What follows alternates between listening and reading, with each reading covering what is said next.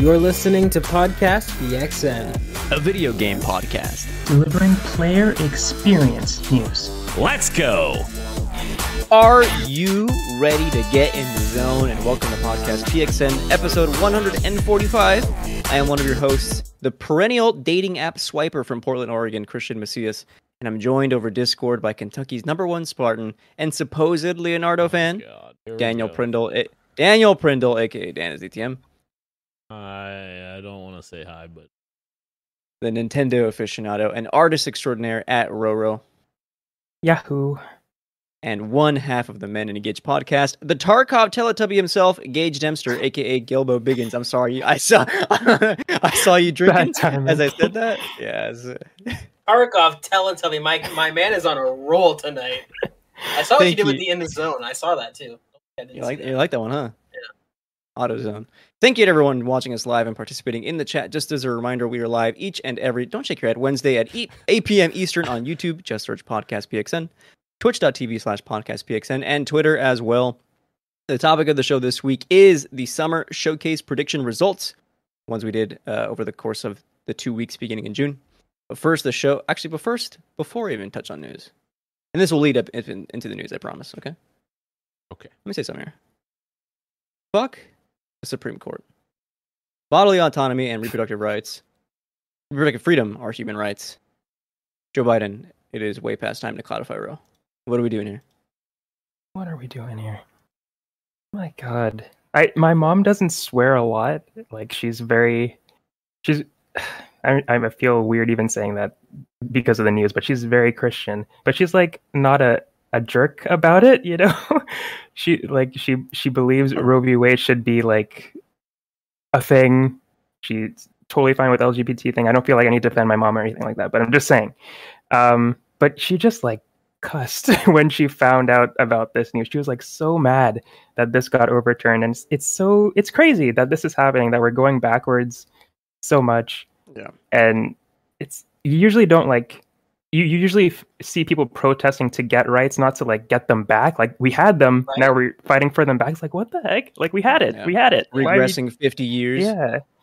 And no, I mean, really quickly, just jumping off of what you said, Rashan. No, I know a lot of religious people, and I would say it has nothing to do with religion, because there's a lot of, well, not the issue as a whole, but like there's certain people that like they understand, like, okay, well, there's a percentage of the population that doesn't follow my rules, so therefore they should not apply to them. So like, yeah, absolutely, like being a Christian has nothing to do for some people, for a lot of people, has nothing to do with, you know, with Roe v. Wade and all that stuff. Like, I know a lot of Christians that are like, this is a huge step backwards. Yeah, and it has to be that way. It has to be that way because most of the United States wants this to be a thing. Like, insane, right? Yeah. So the statistics don't even add up there anyway. So yeah, I agree. Well, that's the weird thing with the Supreme Court, is that it's not like it's. I don't even know if the majority of the United States does want that, because that's the one thing where it's like they're not elected. It's not like they were. You know what I mean? Like the Supreme Court, and the reasoning behind it was like, oh, the wording wasn't proper. It didn't like. It's so weird. It's such a rabbit hole to go down, but it's crazy that this small branch of the government can kind of make this huge thing. And similar to what Christian said, I mean, in the past 14 years, you guys have had 10 years of liberal presidency, and nobody thought to maybe secure that.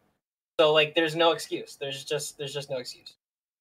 The problem for me about the Supreme Court is like it's literally just a political play. Like whoever's the president at the time of someone passing away on the Supreme Court or someone retiring is the person that gets to choose who goes in the seat. So it literally just becomes a political play of like, who's the best person for my political party to insert here. Mm-hmm. So it's totally a corrupt, you know, thing that needs to be changed because it's a mess. So age cap, right? If you have to be a minimum age to run for the presidency, there needs to be a ceiling. There needs to be a max. Like somebody who is 75, 80 years old should not be making rules based on a new generation, a new way of thinking. Like, it's lifetime appointments are antiquated, and it leads to decisions like this where the majority of the population does not agree with what you enacted. So this leads us into our first quick bite, and this comes from IGN. Multiple video game studios have spoken out against the Supreme Court decision to reverse Roe v. Wade, including multiple Sony first-party studios who were previously silent after Jim Ryan spoke on behalf of the company, stating employees to respect differences of opinion. Well, in all due respect to you, Jim Ryan, fuck you. Also, various companies like Bungie announced they will implement reimbursement programs for employees that may need to travel states to receive health care. Very cool to see the entire industry coming out last Friday in support, or I guess not in support of protesting against this decision. And you know how what better way to support them by having like actual action you can take as a company, and like here's what we can do for our own employees to better help you. So very cool. Very cool. Okay. Yeah, I think I got it out of my system earlier, but this is great. This is great. I'm glad that there's the industry is some bigger names in the industry are speaking out against this.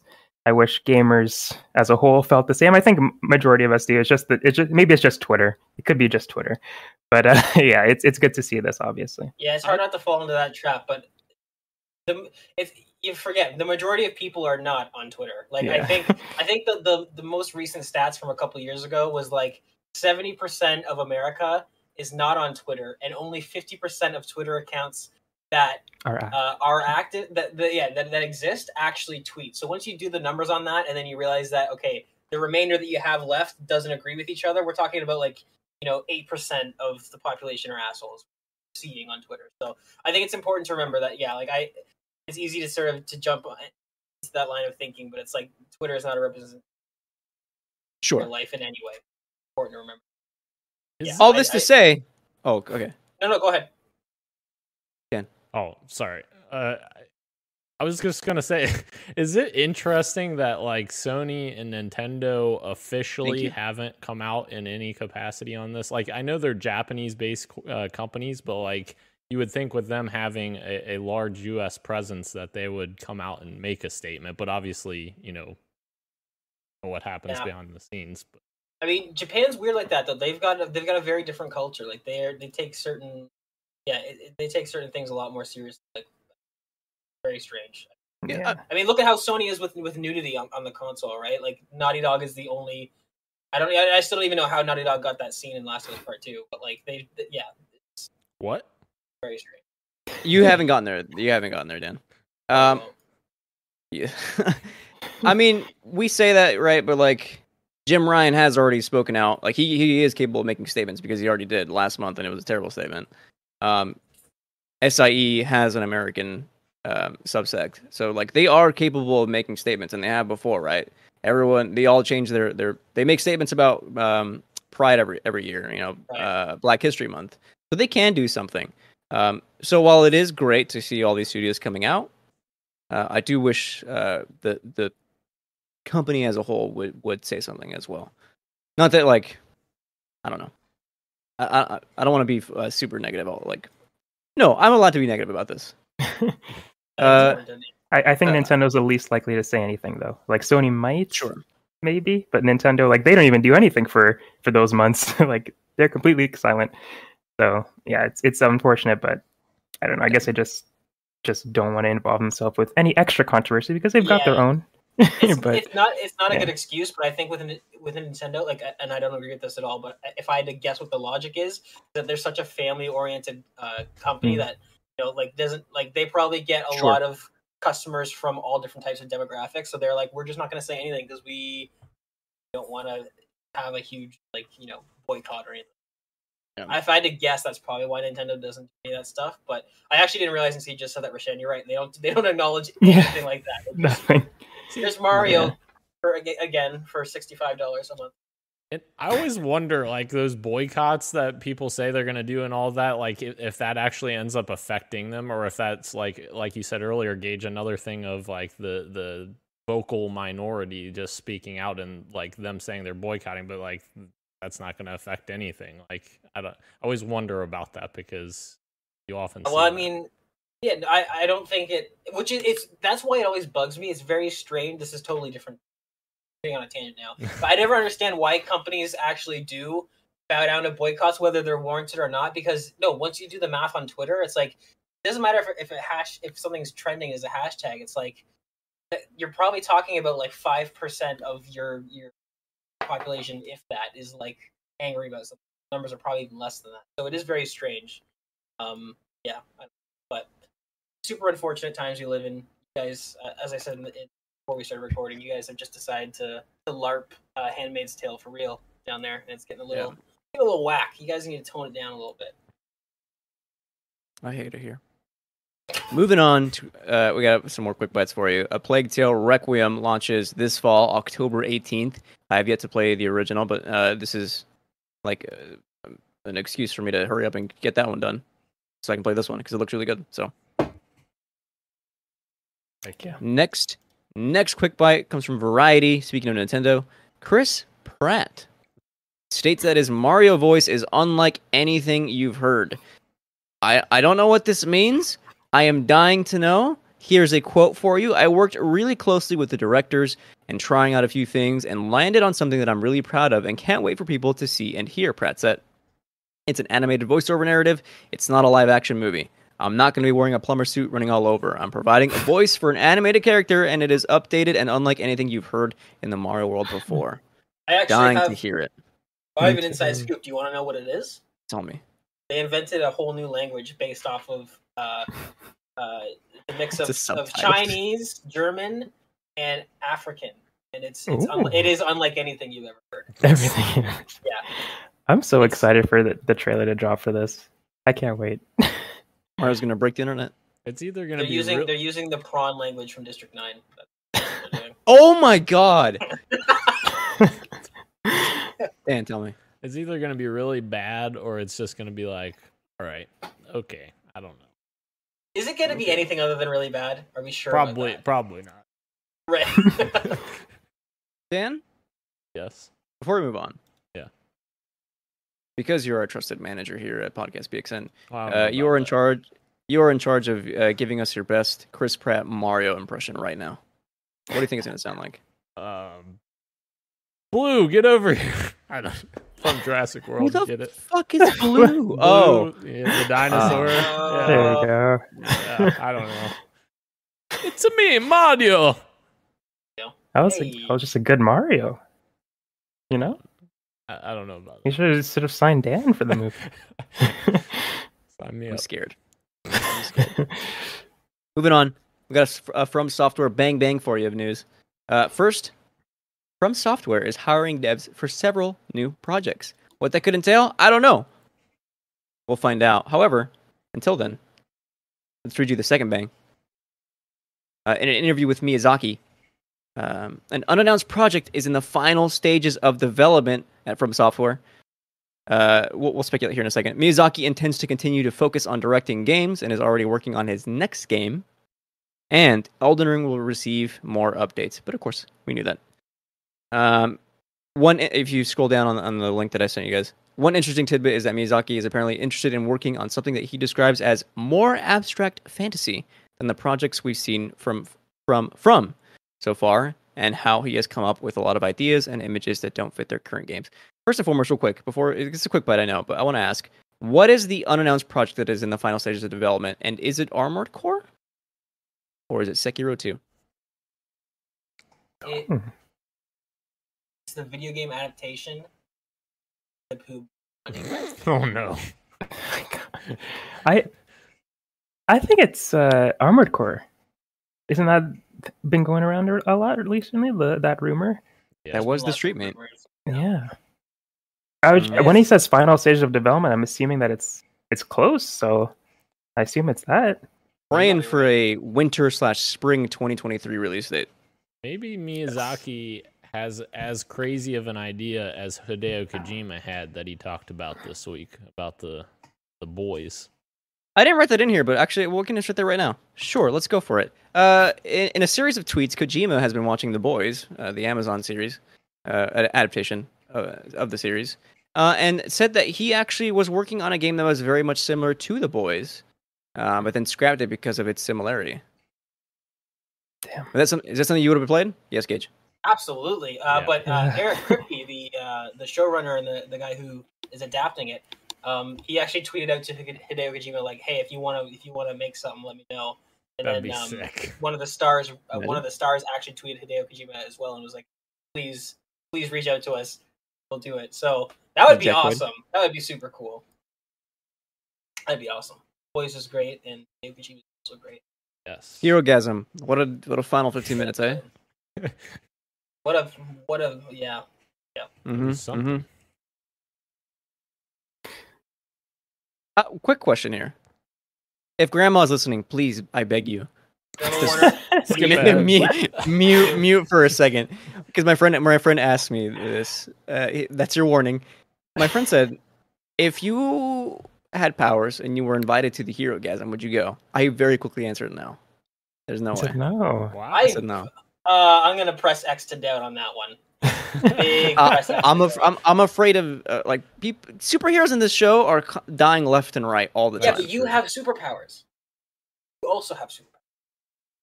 I don't care. I don't care. You would be in there. No, here's the thing. No, and we don't have to go down this road. We did see a superhero that exploded someone from the inside, so I mean that's what I'm saying. I'm afraid of that. That's true. That's true. It's not worth the seconds of pleasure. Moving on. Speaking of pleasure, Tencent's Lightspeed Studios announces a new game. It is AAA open world and running on Unreal Engine 5, and it's based on the Jinyang Wuxia world titled Code Tojingyong. Watch the trailer for this. It is fantastic. And I'm here to debut live on the show for the very first time. I have here... Hold on, I'm pulling it up. I'm sorry. Forgive me. Forgive me, everyone. Did I accidentally delete it? Uh-oh. Now, why would you do that? Never. Live on the show, I have Christian's list of Asian games that look dope. Okay? Ooh. I'm going to tweet this out later, just so we can all keep track together. Most of these are Chinese. It started off as Chinese, but then I remember one of them was Korean. So, let's go through this together real quick. We have Lost Soul Aside. That game was, we had a lengthy 10-minute trailer of that early this year. Black Myth Wukong. Remember that game where it almost seems like Souls-like, but you're playing as like this monkey with the staves? Fantastic. Project M. This was the Korean game that's narrative-based, right? Everyone akin it to Quantic Dream. Zenless Zone Zero, another... what is the developer? The developer of Genshin. Genshin Impact. MiHoYo? Yes, they're doing the action... based game, and then now this one, Code Tojingyong. So there you have it. All those Asian games to look forward to. I am keeping track of for you, and I'll tweet it out later. Heck yeah. I don't know if the developer of this game is Asian, but I'm so excited for Project Eve, and I want them to bring that back. I'm stoked for Project Eve. Yes. It's been a while since we've seen it, so hopefully they show it off soon. I don't want to harsh your mellow, Christian. But there was a story that broke today about Black Myth Wukong. Did you see that? No.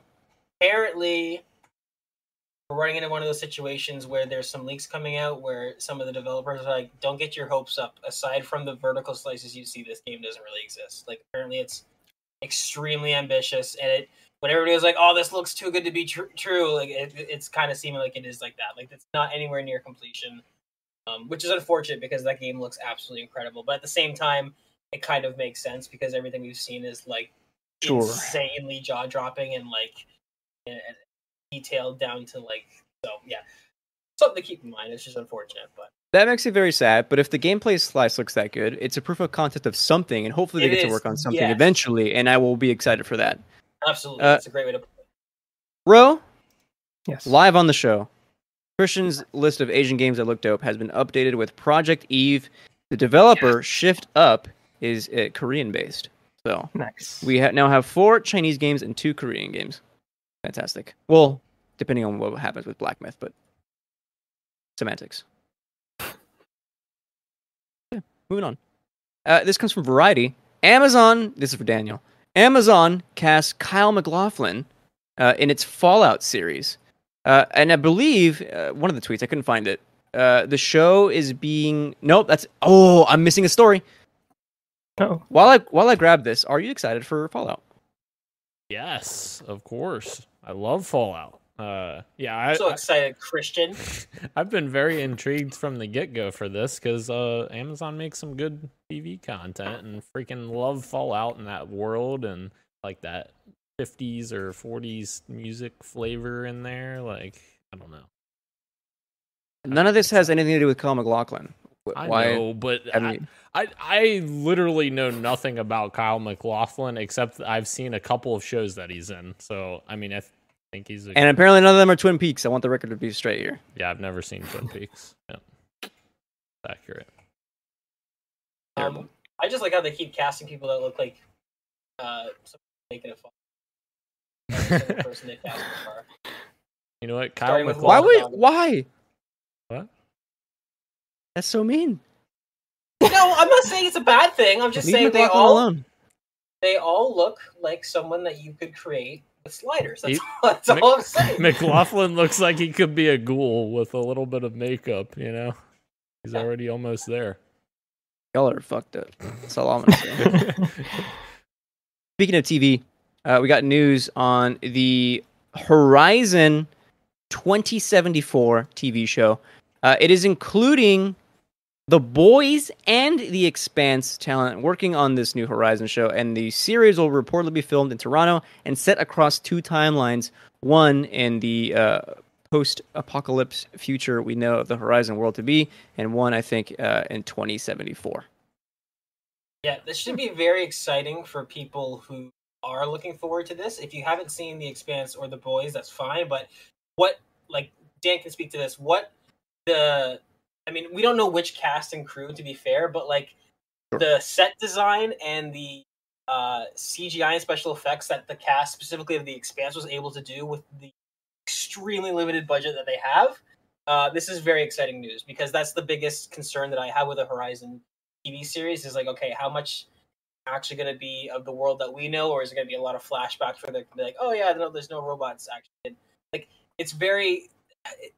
You'd think that a lot of this show has to be CGI or something like that. So the fact that they have talent from these shows, which, Expanse is a 300 years in the future sci-fi show, it's very exciting. It's very good to hear that they're going to have the cast and crew because they make up a lot more quality of a show than most guys. So I think this is really good news for anybody who's excited. Personally, I'm not crazy. I haven't played the Horizon games yet, so I'm not sucked into that world. But if we're looking forward to this, this is really, really good news. One thing I wish the Horizon games focused on a bit more was character relationships. It's good in Horizon, but I feel like there's room for improvement. It could be really great. Having potential showrunners, I don't know who the team is, but comprised of The Boys and The Expanse, which are both shows that heavily rely on character dynamics in the way Herogasm. The culmination of 3 seasons worth of nothing but character development all clashing together, right? The Expanse. It's all about these characters in this world, right? So could be it's not showrunners, it's actually it's crew. It's set designers, it's that's what I mean. Okay. Yeah, no, gotcha. It's proper crew. So it's going to be very I'm feeling good about this. I'm not excited for it personally, but yeah, if you were looking forward to this, there's going to be a lot of talent behind the camera. Well, if there's talent behind the camera, a lot of positions that have to do with bringing this to life, like set design, costume design, all that type of stuff. Well, that's dope as well. But I'm hoping for some cool showrunners, though. And the 2 timelines for the Horizon show, they're gonna have to have a ton of CGI for both, because obviously the earlier days they have a ton of technology and stuff, and then in the more recent times everything went to shit, but you have all these technological dinosaurs and all kinds of creatures. So yeah, that's gonna be interesting. Our last quick bite here. Blizzard acquires Proletariat, the developer behind Spellbreak. The team is now working on World of Warcraft and the World of Warcraft Dragonflight expansion. Congrats, Blizzard. I don't know. Congrats, I guess. I'm happy that these guys have a job still, but this industry is so hard, man. Just to stay afloat. I'm glad that they have jobs. Great. I'm glad that they're doing that. What sucks is that they're working on something that has existed for decades, I guess, for a decade at least. Instead of working on something that is super creative, that they are enjoying to are made to do. Like Spellbreak, I guess maybe I'm part of the problem. I played the beta and then I didn't touch it yet. But I would be lying if I didn't think that was like a super creative battle royale. But it's just so hard to break in with Fortnite and Warzone and all that kind of stuff. So it sucks that they're not going to get a chance to maybe improve upon that creative formula and try something else. I think they have like 3 games under their belt right now, so they're just getting started. So it sucks that they're being brought on as a Warcraft developer to just keep churning that stuff out. Activision just sweeping people up to work on Call of Duty and Warcraft now, which sucks. It does suck, bro. I agree. I'm glad they didn't lose anybody. That's good. Not yet, at least. You know what doesn't suck? A taste of street meat. Ooh. You ready to feast? Skull and Bones is reportedly launching this fall, according to a leak by good friend Tommy H. He's not a friend of the show. I just said good friend. He's a friend of the show, Christian. You know what? Just like Meat is a sponsor, and who was our other sponsor you announced today? Oh, and just like you're Leonardo. Yeah, exactly. Oh my god. God, things that are fake. Jeez.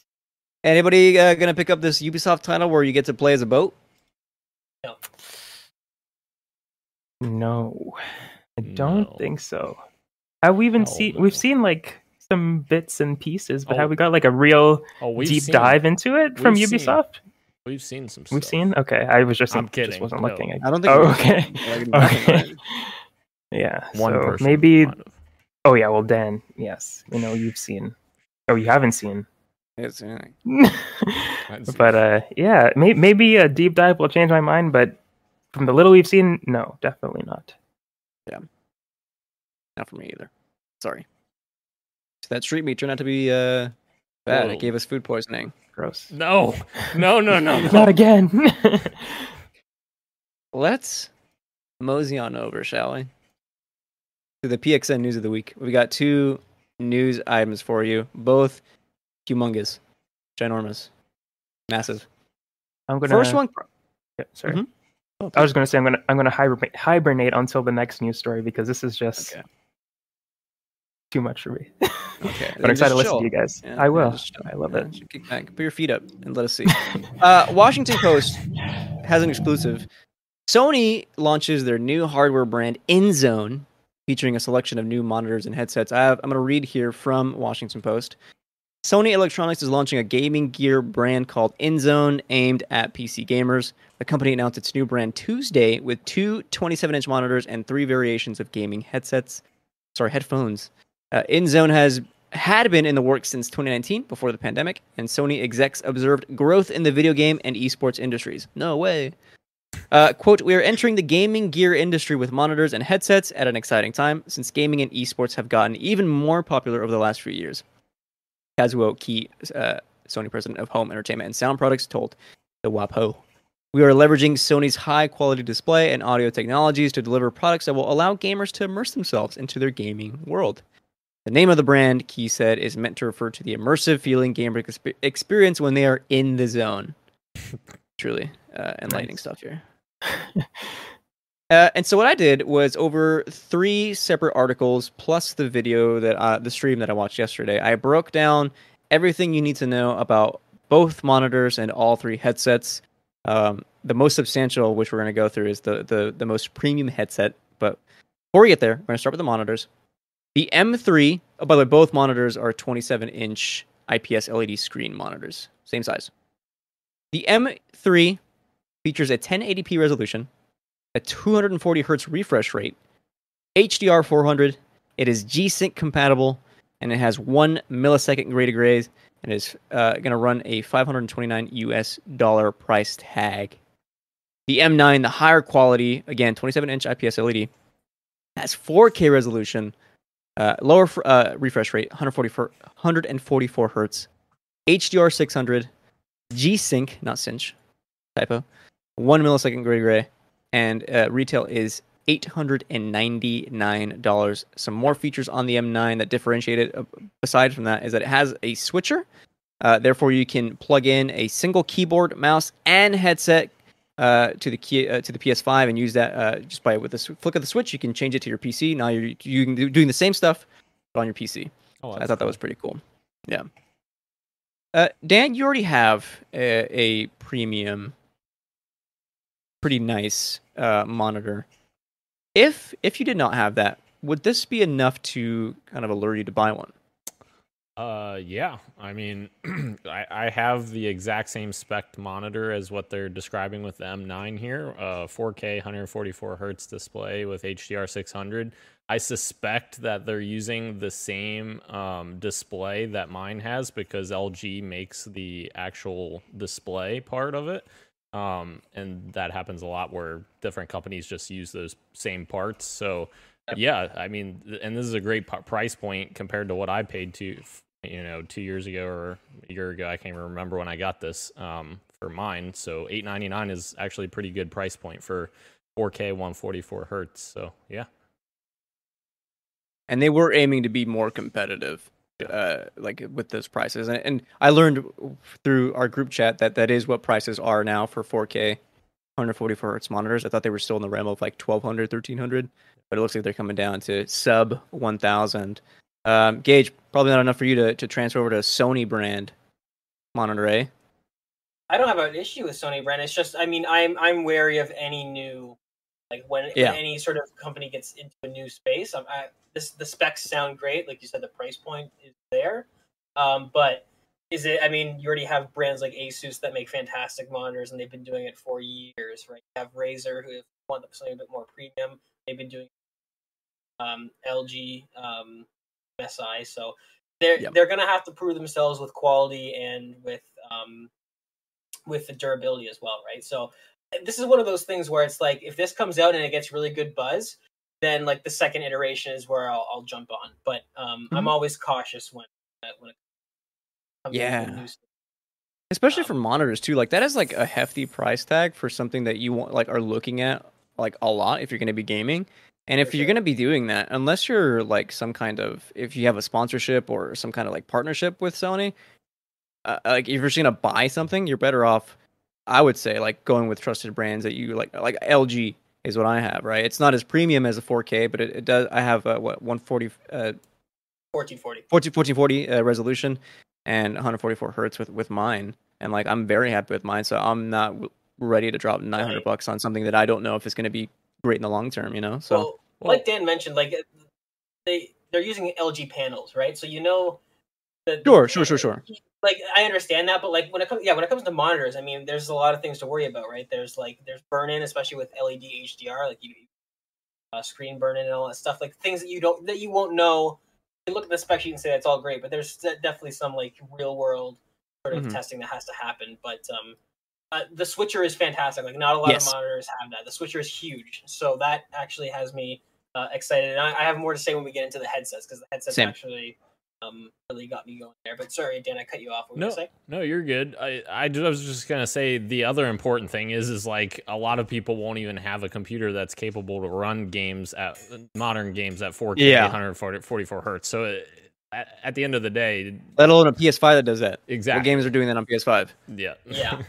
But it's cool how they gave themselves that out, right? Because they're definitely, like they said, they're targeting the PC marketplace. But like you just said, Dan, some people may not have the specs for it. Then they always put that little badge at the bottom. Also works great with PS5. So I think that's exactly why they did it, right? They're trying to cover both bases. Like, sure, you may have like a GTX 1060 and an i5 from 4 years ago, but it also works really well with PS5 if you have that. So they're definitely. I think that's why they put that branding and that little quip in there is so that if they can kind of cover both bases. But yeah, I mean, there's no games right now that are running 124K on either. Yep. The one thing I do like about these InZone products is that they so that Sony's really like making sure that there is really hopefully well integration with both PC and PS5 to have like seamless switching and kind of like in between the two. And this is where the headsets I think for me really shines, and we'll get into it in the most premium headset. But let's start with the bottom H3 headset. This is a wired headphone with 360-degree spatial audio. And it runs you $99. So that's comparative to the Pulse headset that Sony has for the PlayStation brand. The H7, the middle product, is a wireless headphone. Features a 40-hour battery life on a single charge, 360-degree spatial audio. It is PS5 enhanced, whatever that means. I don't think I got any more details there. And that runs you $229. See, I was liking this. I was feeling this one until I got more details on the H9. The H9, there's a lot of stuff going on here. This is wireless as well. Shorter battery life, 32 hours. 360-degree spatial sound as well. Noise canceling. LED lighting. Ambient sound mode. PS5 enhanced. A soft leather interior. No mute button. You have to put the mic up to mute.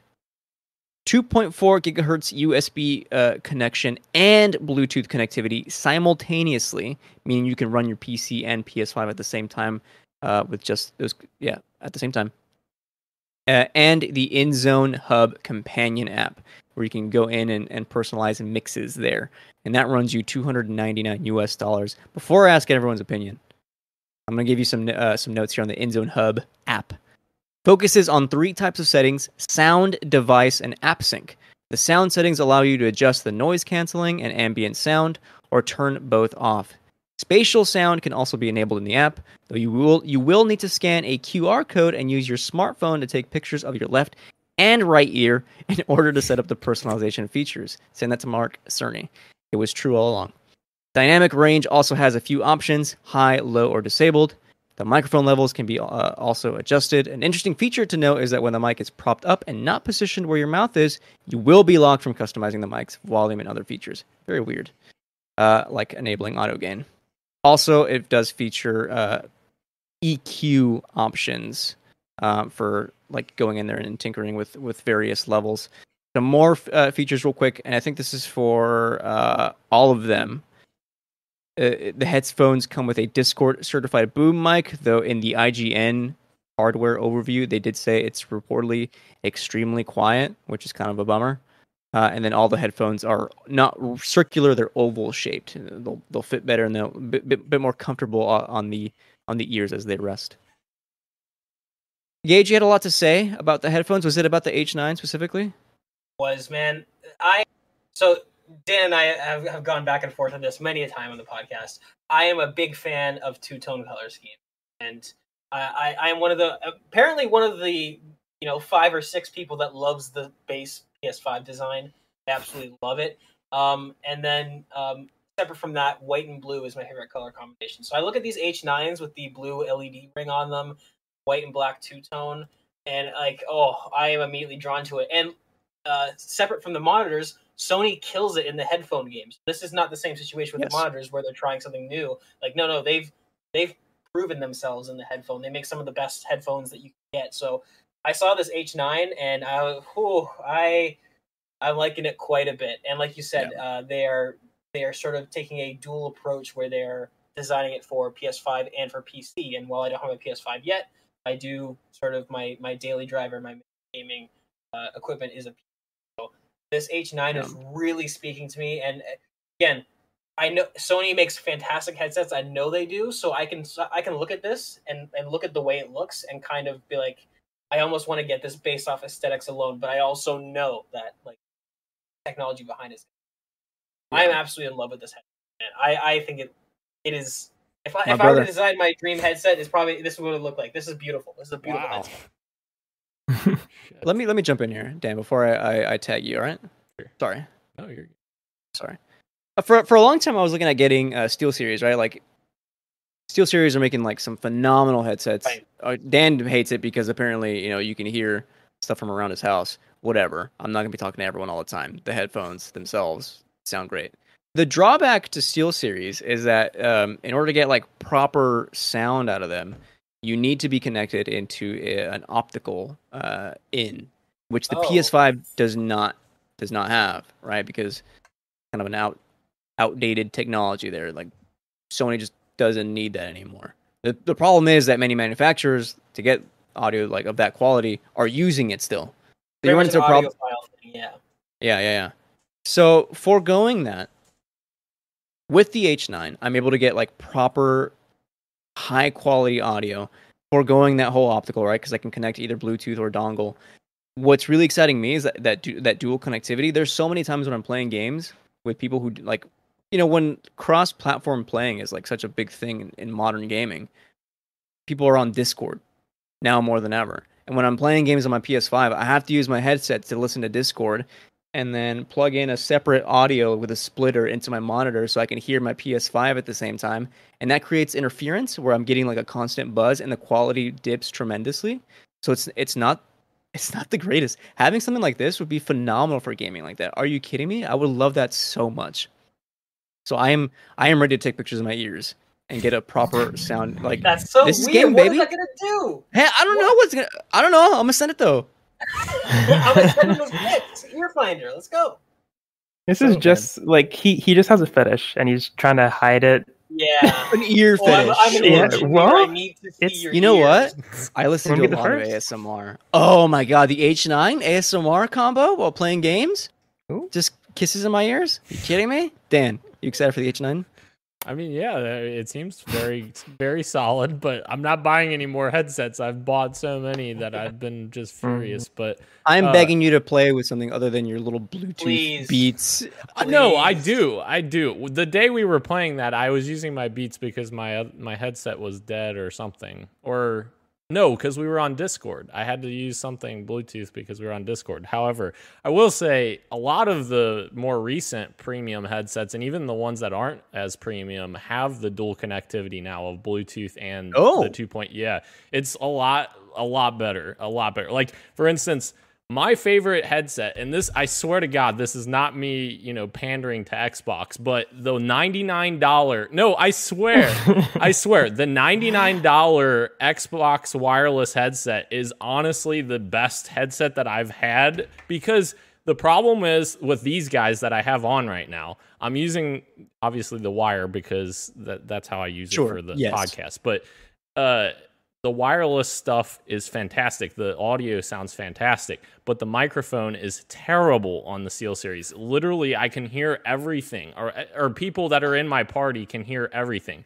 I've changed every setting possible, and when I did a bunch more reading on it, it sounds like you basically have to use their PC app in order to customize it to really like refine it to the point where the audio is like decent, decent, not great. And when I'm playing on Xbox, I can't do that because I don't have the ability to use that software. So, and the other thing I will say, Christian, is this SteelSeries, it only connects via USB. So it actually has 2 USBs. You can plug one into your console, one into your PC. There's no optical anymore. So they have, like, more recently, those companies have done better with that. But obviously, the H9 looks like a really solid companion for the PS5 and someone who's on PC. So. Bro, I'm sorry, but I'm going to keep going with headsets. Yeah, go for it. Okay, Dan. Yo. First of all, I believe you. I trust you. Yeah. However, I need the audience to know. This man over here, Tell him. is praying for a comeback of the over-the-ear wireless, like, single-ear chat headphones where the audio still comes from your TV, but your mic is in the one ear. Yes. Can we trust this man? Because with the headphone advice? Bro, I don't think we can. This man wants to be that guy from Better Call Saul with the earpiece. This is what you want to be, Dan. I want You ready to go sell a house? No, I want a modern version of that, because the problem is I spent $1,000+ on my surround sound in my living room to make it fantastic sound in my living room. Why do I have to use a freaking over-the-ear headset? I want to just chat with my friends while getting the experience of my surround sound. Oh, that's I don't so understand weird. how that's Those are different. mutually exclusive, because if you want to enjoy the surround sound, you do it when you're not in a party. If you're in a party, you don't want to hear your surround sound. It doesn't sound beautiful through our headphones. No, you don't have to hear that. That's the point I'm making. Back when the Xbox 360 released both of their over-the-ear headsets, I used surround sound back then. You didn't get background noise because they're noise canceling. Yes, 360 in the box. I don't believe. I don't believe it either. I promise you, I will pull it out right now. I have it in my bedroom, packed away in my Xbox 360 box. I will pull that out and join an Xbox 360 party and prove you wrong, because I 360 party. Yeah, I Who's on? Are they still servers? 360? Yeah, they're still up.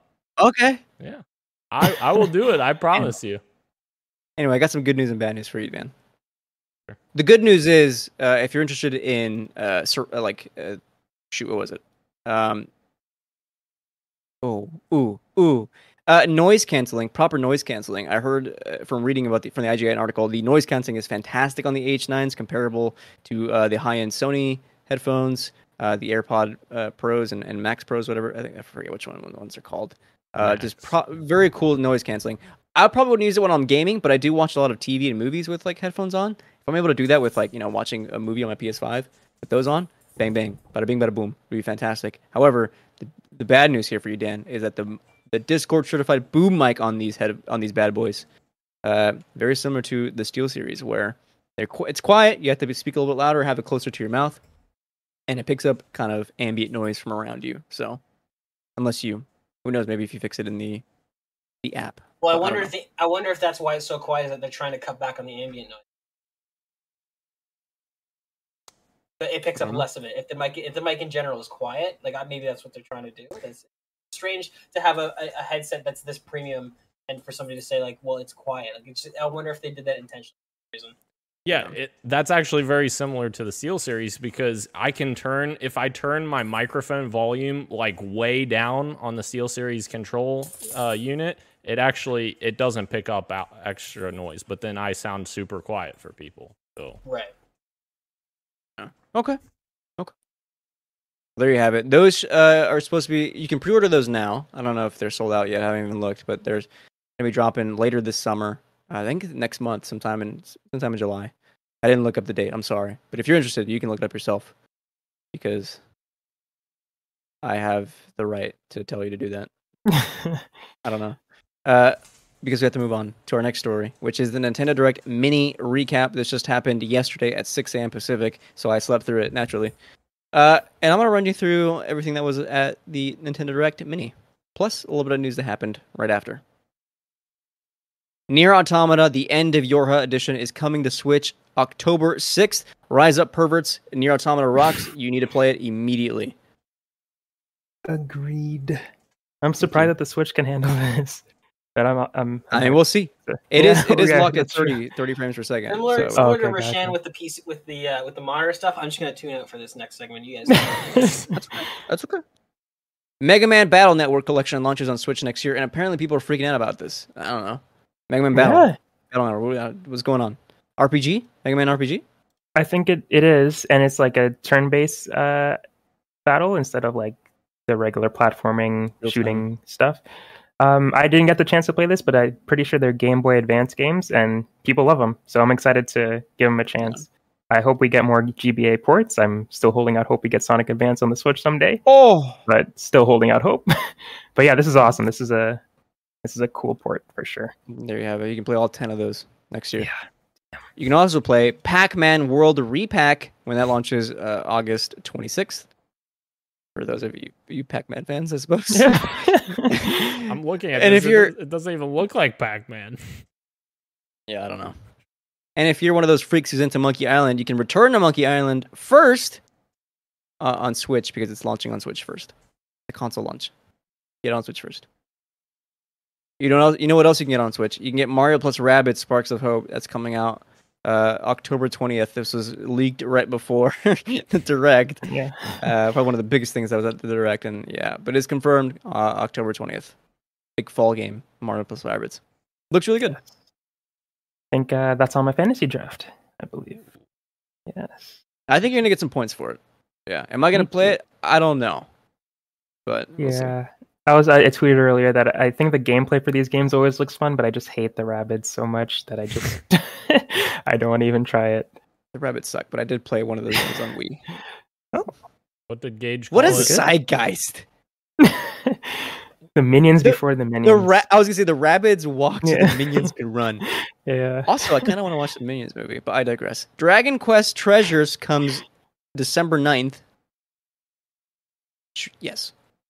Portal Companion Collection available same day, so you can play that right now on Switch. If you haven't played Portal already, you can do so.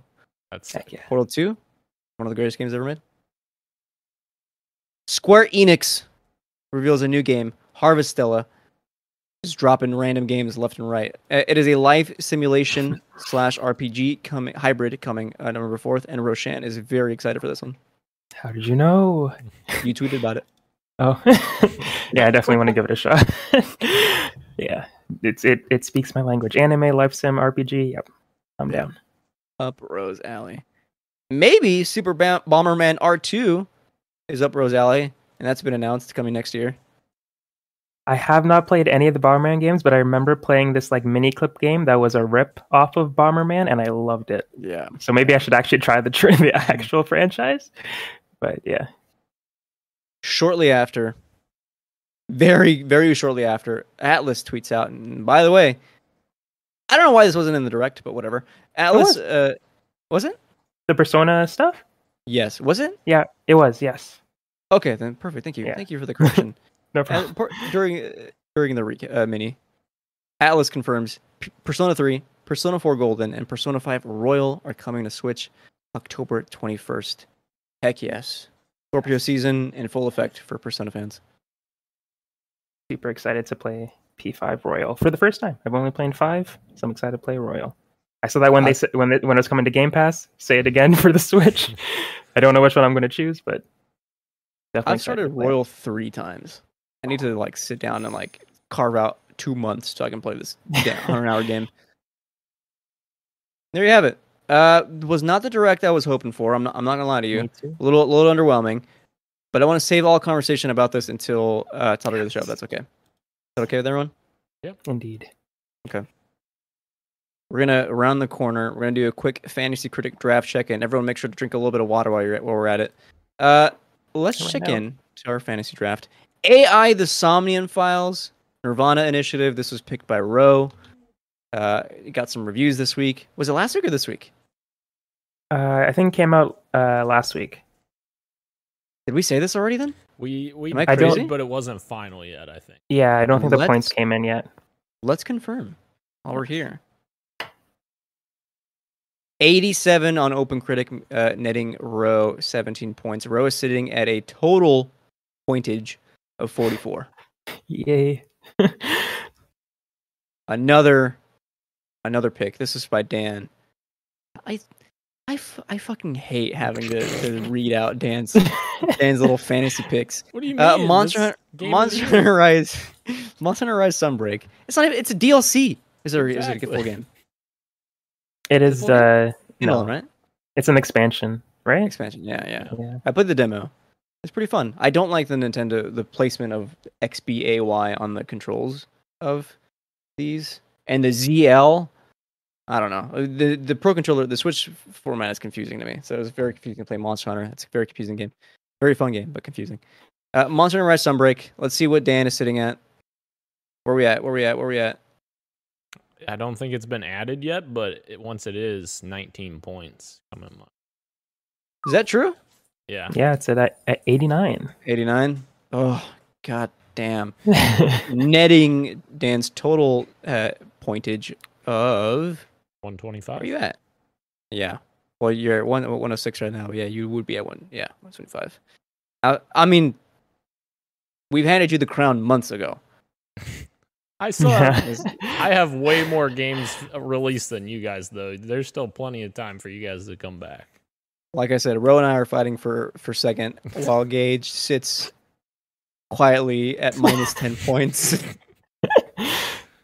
Interesting enough, Cuphead the Delicious Last Course, that launches tomorrow. There was no reviews out today. No, nothing. Weird.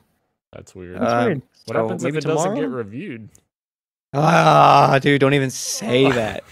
Why would they review all these little fucking expansions left and right this whole goddamn year, and then Cuphead the Delicious Last Course, one of like most anticipated DLCs this year? You know what I mean? Like, it's up there. It's in the top 10 for sure. And crickets. I'm sure it's just embargoed. Let's pray. Because right now I'm sitting at 60. I could use some more points. There we have it. How's your fantasy draft? I'm checking. Let's see what's coming upcoming real quick.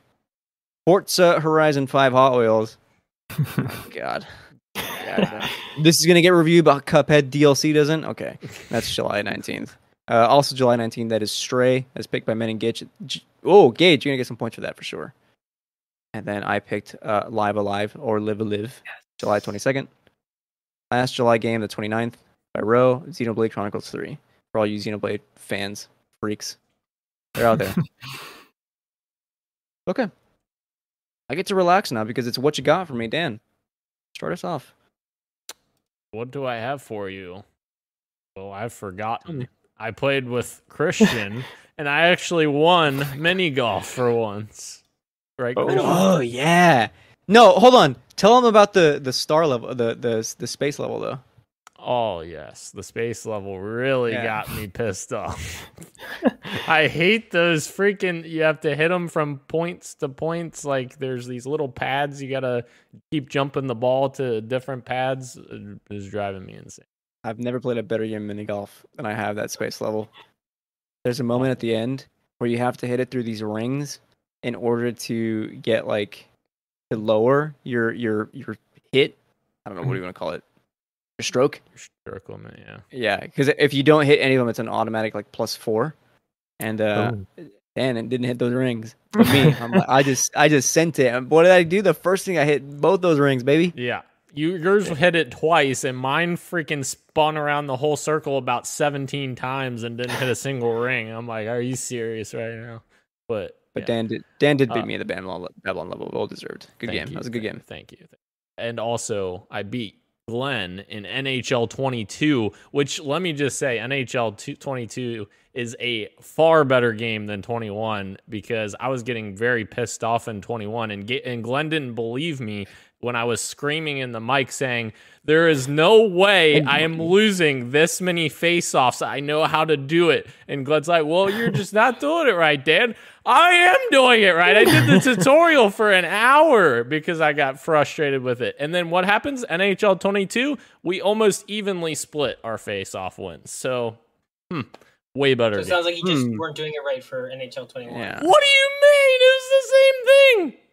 So when Dan isn't winning, the game is bad. But when he's winning, the game is good. That's not true at all. Interesting. That's not true. It's unrelated to me winning. It's the fact that our face-offs were even. Never mind. Forget. Also, I played one more game that is top secret, and I can't talk about it. So yeah, there you go. It rhymes with tortilla. It does not rhyme with tortilla. Just saying that. Pretty close, actually. It rhymes with hyenas. Okay. There we go. Not very top secret, eh? Roshan Warner. My goodness, yes. Yes, I played a little bit of Sonic Mania, the hit Sonic game by Sonic. I don't even remember who developed it. I'm sorry. But yeah, great game. Awesome nostalgia trip. Having a good time playing it. I haven't beat it yet, so this is my first time actually trying to beat it. So I've gotten a little bit further in it. And yeah, it's a great Sonic game. Not much to say on it besides I'm enjoying it. But there was a summer Steam sale that's still going on right now. I think it goes on until the end of July, I think. Or the middle of July or something. But yeah, my dad got me a Steam gift card for my birthday last month. So I had some funds left over and I decided to pick up a couple of games. And I picked up Trails of the Sky, Legend of Heroes Trails of the Sky, Guramin, and Muse Dash. So hopefully I will be talking about that soon. I'm excited to play Guramin because I literally know nothing about it. It's the first time, when you go into EB Games when you were a kid and you saw the box art and you're like, you know what, I want to buy that, Mom. And you pick it up and your mom gets it for you and you play it and it's terrible, but you picked it. So you're like, yeah, but you picked it. So you're proud. I made this decision. It's bad because of me. And I'm excited to try Gurman because I just picked it based off of the art style alone. I didn't look at reviews. I'm just like, you know what? It's $3. Everything that they're saying in the description sounds like I would enjoy it. So let's give it a shot. So I'm excited to try that one out. Oh yeah, but yeah, that's it. Let us know. I will say, Ro, I also bought some games on the Steam summer sale. Ooh. 2 of them. One of which is Boneworks, the VR game. Esteemed. Yes. Cannot wait to play that. And then I also picked up Metal Gear Rising: Revengeance. Platinum Games, baby. Nice. It's my turn for what you got for me. Oh, sorry, Ro. No, I was just saying I've heard great things about that Revengeance game. I still have to play it. Let's do it together. Shane, you actually played Boneworks when you were at my place. Yes. Oh yeah, I did. Ooh. I was bad at it. You were doing your best. That's all that matters. I was doing my best, which is even sadder. Roshan, it really pains me to exclude you from this, but we should all play. Again, Ro, I'm so sorry. Okay. We should all play some VR FPS games soon. You know what I mean? Yes. Yeah. So Dan can yell at us some more. I beat the post game of Kirby. The levels themselves, fantastic. They were probably some of the best levels, akin to when you beat Mario 3D World. The port from the Wii U game. When you get to the secret levels, those, then they get really hard. Comparable with that with Kirby. It was so much fun, so good. The bosses themselves, I didn't think were as insane or as stunning as the proper final boss of the game. But there is an optional extra boss in the Z Cup, I've learned. I don't know if I'll go back and do that, but game itself, great game. Probably, I think it's in my top 5 of games of this year. So Kirby, everyone was right. Good game. I also played the Cycle Frontier for the first time last week, and it was fun. I've still only played 45 minutes. I've yet to go back in, but I really want to go jump back in because it was a lot of fun. Chill game, Tarkov-like, but chill and sci-fi and fun. And last, I finally have made it to a point of Resident Evil 4 that I never got to as a kid. So it's all new territory from here on out. And the castle is insane. Are you 4 people who played the game? No, it's insane. There's invisible crickets. I don't know what's going on, but I'm scared. It rocks. So much fun. Oh, Bro, I'm sorry for the spoilers. No, it's okay. It's okay. That just sounds awful. Yeah, it's really fun. Oh, Gage. I have been playing. I gotta say, okay, Dragon's Dogma 2 gets announced. Everybody starts losing their minds. It ain't it, right? The first one? Hold up. So Okay, I'm like, okay. all right, what's this hype about? Let me go. Everybody's saying this is a cult classic. Let me go buy this game and try it. Now, you said you jumped into this in our private chat, and you said that you weren't thrilled. It didn't hold up. Did you play it on console? Yes. Okay. It is not enhanced, so you were probably playing it at 30 frames. You were playing probably the Xbox 360 version. I played this on Steam. This is one of the greatest RPGs I've ever played in my life. Oh. This is one of the greatest RPGs I've ever played in my life. In my mind, it's up there with Skyrim. That's all I'm going to say. And the reason that Christian didn't like it was because of the frame rate? No, performance is not my issue with the game at all. Okay, I didn't know if that was, but I was just saying, when I was because I was debating, I was like, do I buy it on Steam or do I buy it on the console? And I looked into it, and I just noticed that. So I didn't know if that. I think you said it really shows its age. I didn't know if it was because of frame rate, but that is something to keep in mind. But anyways, I played it on Steam. I played about 15 hours vanilla, and then I downloaded some quality of life mods. There's some compilations that people put together. Nice. And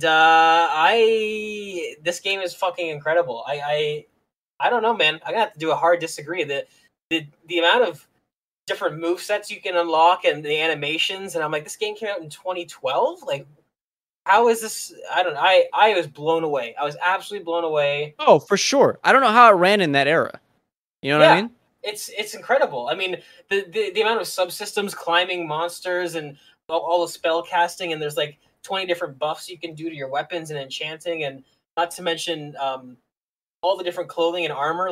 Well before Fallout 4, there was you have your clothing and then you have your armor layer over top of it, and they do that for your legs, for your chest, for your arms, for your head. It's just, I don't know. I'm like I've said before in this podcast many times, my kryptonite is character customization, and Dragon's Dogma is the bell of the ball. You do it twice in the first hour.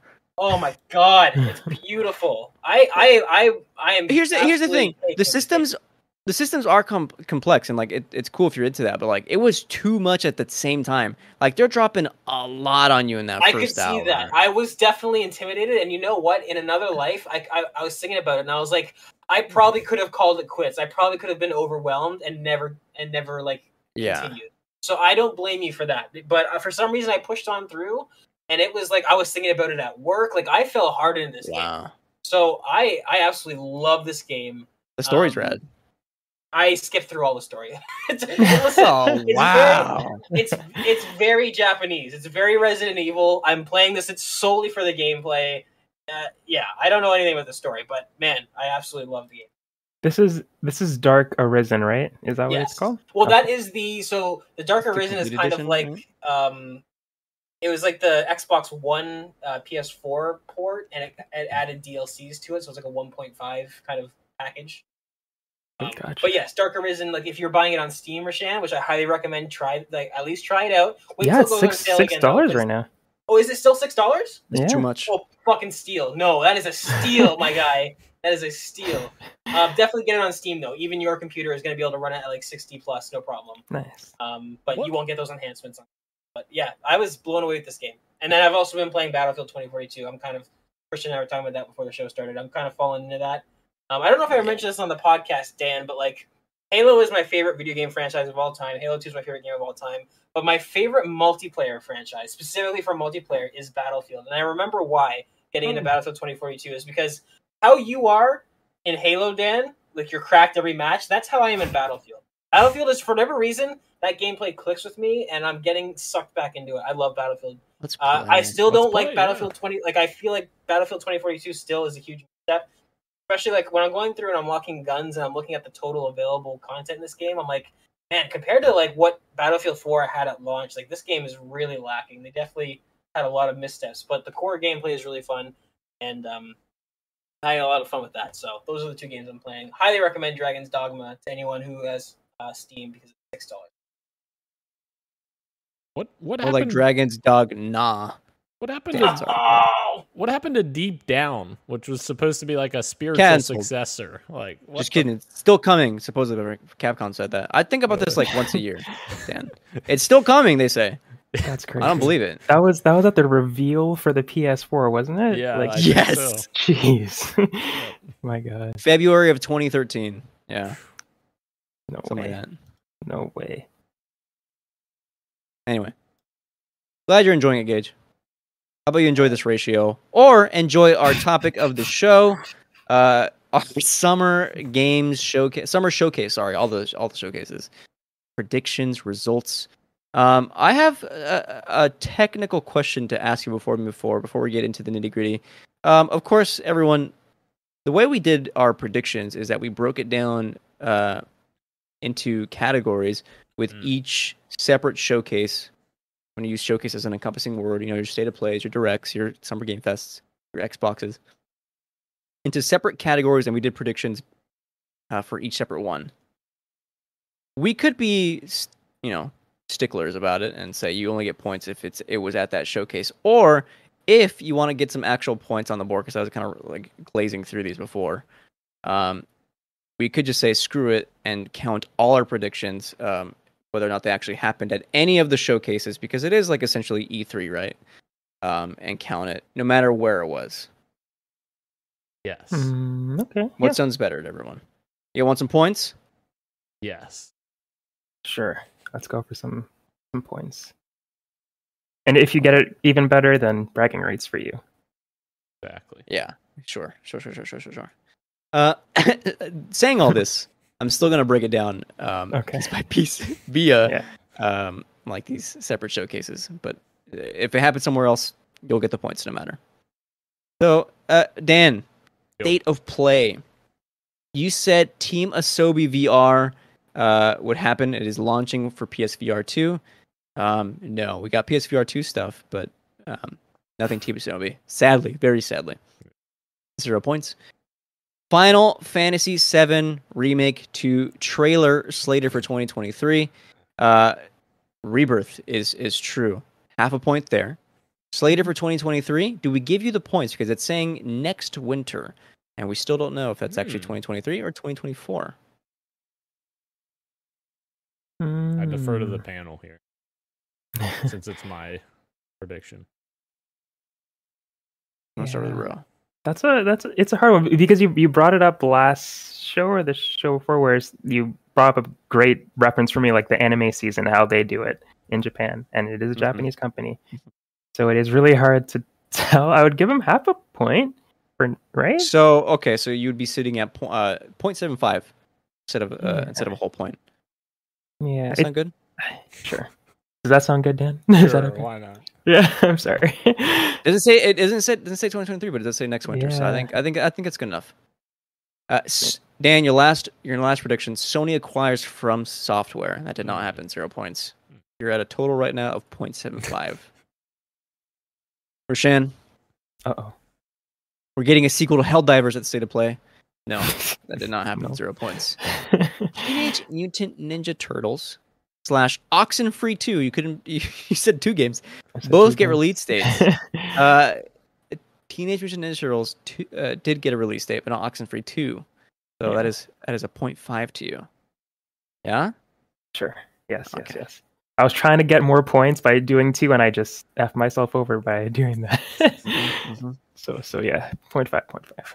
Last prediction: The Last of Us remake. I wrote remastered. You meant remake. Is teased. It was so much more than teased. Yeah, and it wasn't just. It was not State of Play, but like we said, we're gonna give you the points. You're at a 1.5. Yay! Thank you. Gage. God of War Ragnarok teaser. Not even a whiff. PSVR 2 price and release date. Not even a whiff. Modern Warfare 2 teaser. Yeah, actually, at a different show. Right. And it was more than a teaser; it was actually a trailer. But I'm giving you the full 1-pointer anyway. And it looked really good. Oh, you kidding me? Fantastic. My prediction: God of War is not at the State of Play. Gets its own State of Play in July. Oh, Listen, That could still I mean, happen. you're half right so far. Yeah. Yeah. listen. That could still. I'm That could telling still you, happen. but it wasn't announced at any of these things. And I doubt it'll be announced tomorrow. So I'm gonna go off of right now. That was not announced, but it wasn't at the State of Play, so I'm giving myself 0.5. Is that fair? That's fair. Oh, Gage says no. Yes. Oh, he said yes. Final Fantasy 16 gets a trailer and a release window for February 2023. It did get a trailer. It did not get that release window. It is coming 2023, but not in February. So half a point there. I'm at a total of 1. Stray release date also coming to PS Plus Premium. The doubters doubted me, but I Whoa. believed. Full points. Full point. Dan, you're at 0.75. Gage, you're at 1. Ro, you're at 1.5. I am at 2. Suck it. Nice. I don't. This is so fun for me. I don't know why. Summer Game Fest. Dan went the easy route, as we all know. He always does this. The what? And said, easy route. I don't know. Trailer for Callisto Protocol reveal trailer and releases Halloween. To be fair, that was before they announced that Callisto was showing up. Yeah, but we all knew it was coming. We all knew it, right? I don't know that Still. in it, but We did get a reveal trailer. It is not coming Halloween. It's coming Christmas time. So you are getting 0.5 for that bad boy. like so. Multiverses gets an open beta. Yeah, it did. Oh, Wait, it no? did? I Did it had not? no idea. How did I play then? Oh, Oh, Multiverses. I'm thinking Nickelodeon. Yeah. it Multiverse is did. not going to open beta? I'm pretty sure it did. They announced that the open beta will happen in July 2022. So they did announce that. But it didn't Yeah. happen yet. But it did get an open beta. Like it was announced It during was announced, yes. E3 time. June 20th, yeah. Listen, I'm going to give you the full point if everyone abides. I do. Lastly, Bloodborne PS5 port / remaster with PC version coming this year. A month apart? Question mark? God, I wish. But no, that is not true. 1.5. I need to do your total. I'll do it in a second. No, you know what? 2.25. You're welcome. Ro, Bioshock 4 reveal 2022 release. November, maybe? No, did not happen. No. Sorry. Sadly. Atlas Project Re-Fantasy is shown off. It was not. No. God dang it. You had 2 predictions here. Uh-oh. So you did What did I 4. do? You said Uh-oh. Wonder Woman gameplay. No. Oh. Can you guess what your last one was? I actually don't remember. Was it Scalebound or something like that? You said Something crazy? Hollow Knight Silk Song. Oh, right! It was not here. It was at Xbox. But like we said, by the rules, we're going to give you this. We're going to give you Thank this. you. That's Thank 1 you. point. Bringing your new total to 2.5. Smidge ahead of Dan. Just I'm going to go to Gage next.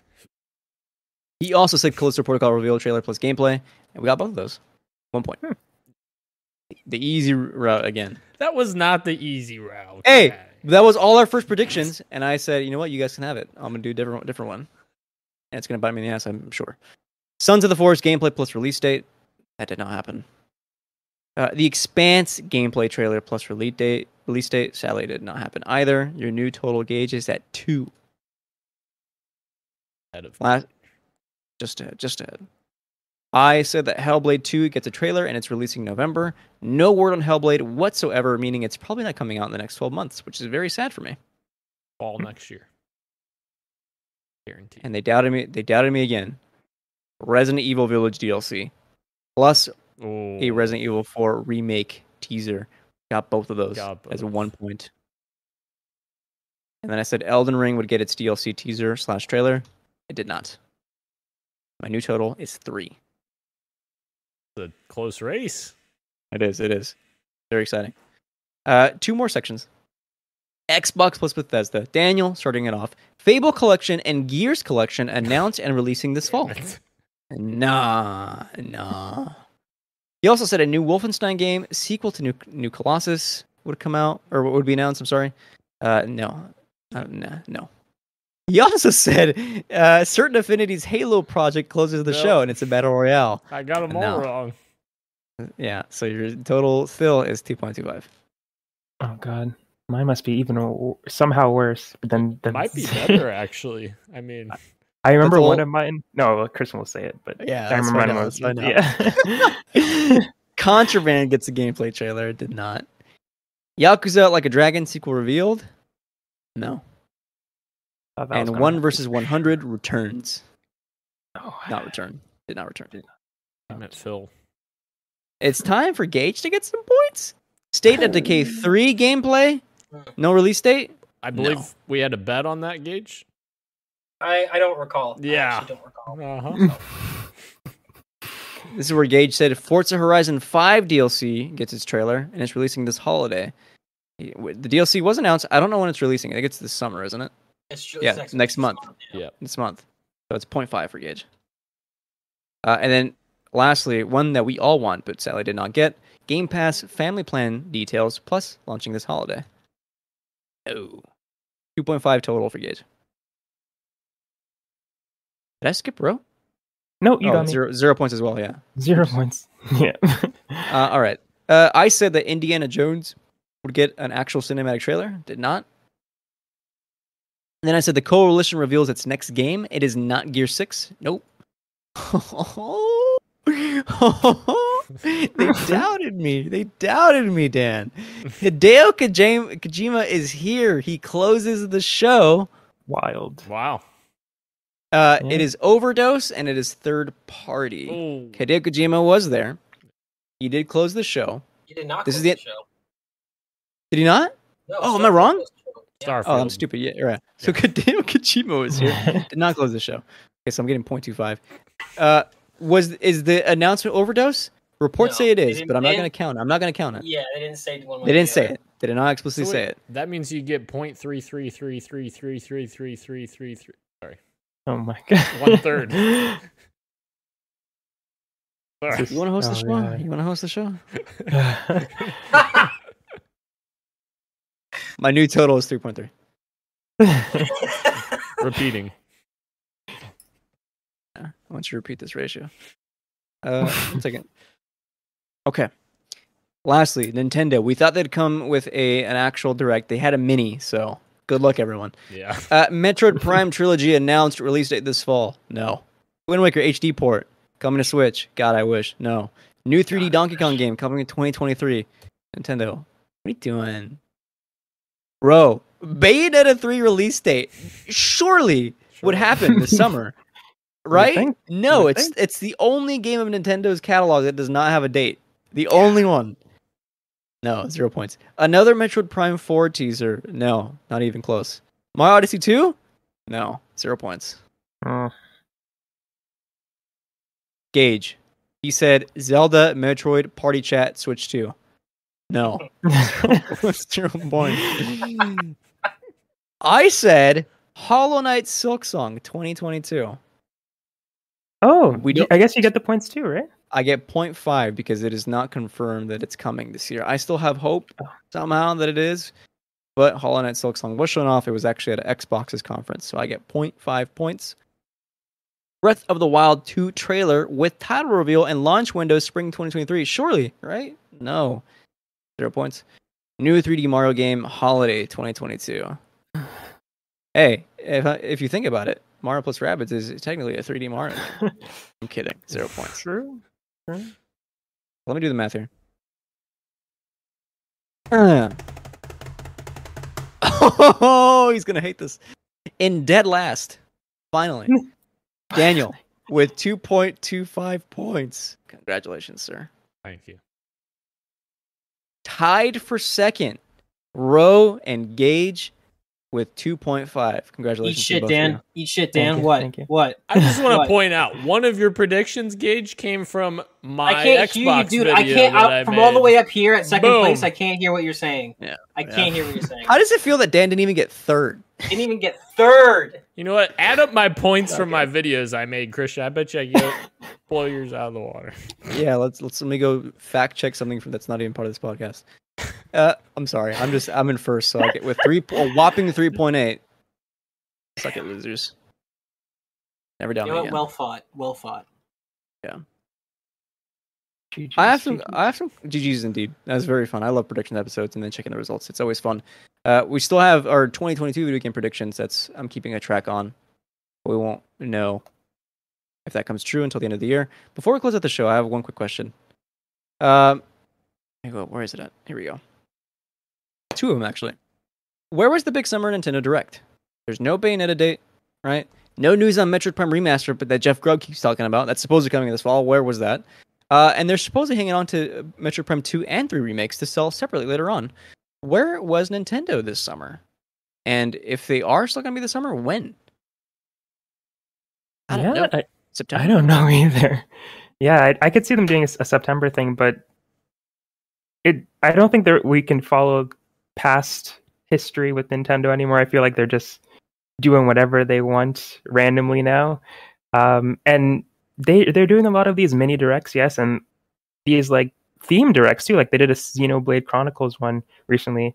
Though I can't see them doing this, but how cool would it be if they did like they announced a Metroid Prime direct? Oh, and they're like, they for like 10 minutes go over the trilogy, and then the last 5 minutes are like, talk to you in a couple months for Metroid Prime 4, and they do a little teaser at the end, and then they close out the show. Like I can see them doing it, but at the same time, probably not. But yeah, that would be so cool, and I would love that. And I could see them doing something like that in the summer for one of their games, like maybe they do a Breath of the Wild something. But it is weird that they haven't done their big Nintendo Directs yet. So, but as I said, patterns aren't to be looked back on Nintendo right about now. They're doing just random shit. So, who's to say? It could come tomorrow. They could announce one tomorrow, and it wouldn't be weird. Time will tell. Time will tell. Yeah. And it will also tell for what we had for God of War. Because, according to Cory Barlog, he tweets, "Dear all, if it were up to me, I would share all the information when I know about it, but it's not up to me." This is in regards to God of War Ragnarok. "So please be patient. I promise things will be shared at the earliest possible moment they can be. We make games for you. Get to make games because of you." Oh, Jason Schreier, later that day, which is today, tweeted on the God of War Ragnarok rumors that supposedly we're going to get a direct tomorrow, the 30th. That was the plan. It was supposed to happen. But for whatever reason, it is no longer happening. Who knows what the reason was? But that direct state of play has been delayed.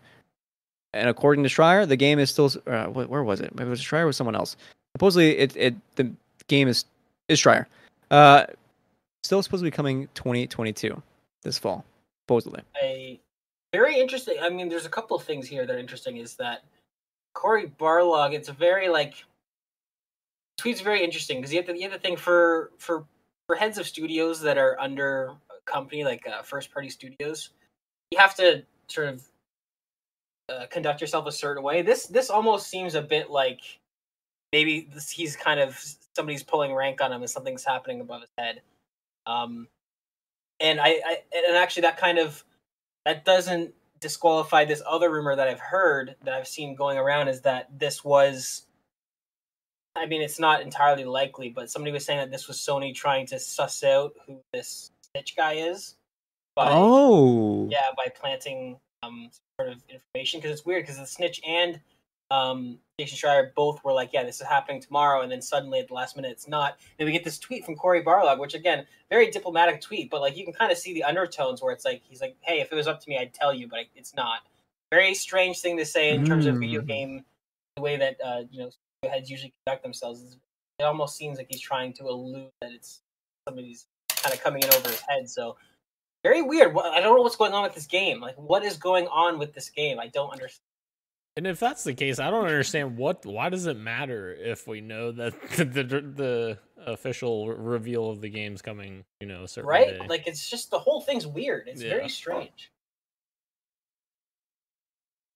I don't think more to add. I'm twiddling my thumbs. When it happens, and I'll be excited for it. But I mean, I just want to know. Because all this back and forth, I can't take it anymore. It's too much. Too much Tom Henderson or the Snitch. All this whiplash. In the morning I'll read it's delayed. In the afternoon, after the gym, nope, it's still coming November. Well, what is it? What is it? Huh, Corey?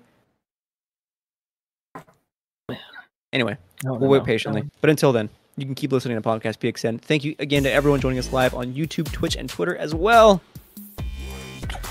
as podcast services everywhere, including Apple Podcasts, Google Podcasts, SoundCloud, Spotify, and Stitcher. Dan Sucks. Thank you, Roshan. Thank you, me. Thank you, Gage. What the?